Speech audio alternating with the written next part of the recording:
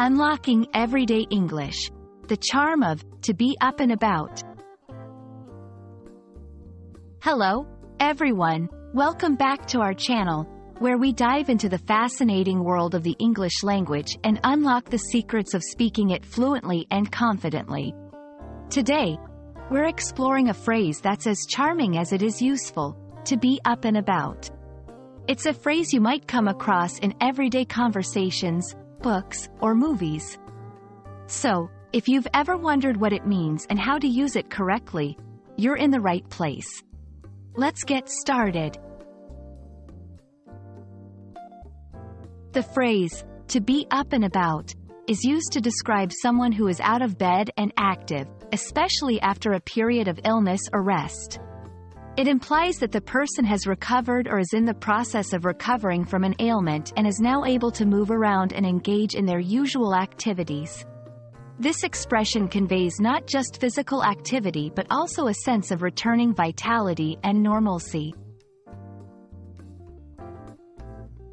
To fully grasp the phrase, let's break it down. Up, in this context, means awake and out of bed. It's the opposite of lying down or sleeping, and connects the two concepts smoothly. About here suggests moving or being active within a space. It's not just about being vertical. It's about participating in life's daily routines. Together, to be up and about is a simple yet powerful way to say that someone is back on their feet and engaging with the world around them. To help you understand how to use to be up and about in real-life conversations, here are a few examples. 1. After a week in bed, I'm so glad to see you up and about again after your flu. How are you feeling? 2. Encouragement. Try to get up and about as soon as you can. It'll help you recover quicker. 3. Observation. After the surgery, it took her a few days, but now she's up and about, almost like nothing happened.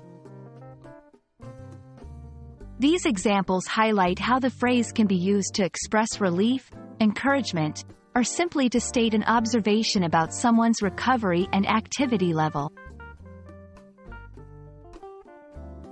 In personal conversations, it's perfect for informal discussions, especially when talking about health or daily activities. In care and recovery contexts, whether you're visiting someone who's been ill or sending a get-well-soon card, this phrase is a gentle and positive way to comment on their recovery. In writing, while it's more common in spoken English, to be up and about can also be used in informal writing or storytelling to describe a character's recovery or activity.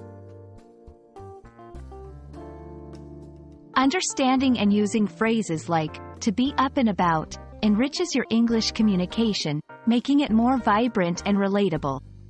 It's a wonderful example of how language can convey not just actions but also nuances of recovery, resilience, and the joy of returning to everyday life. We hope this video has illuminated this charming phrase for you and that you'll feel confident using it in your conversations. Remember, every phrase you learn opens up new avenues of expression.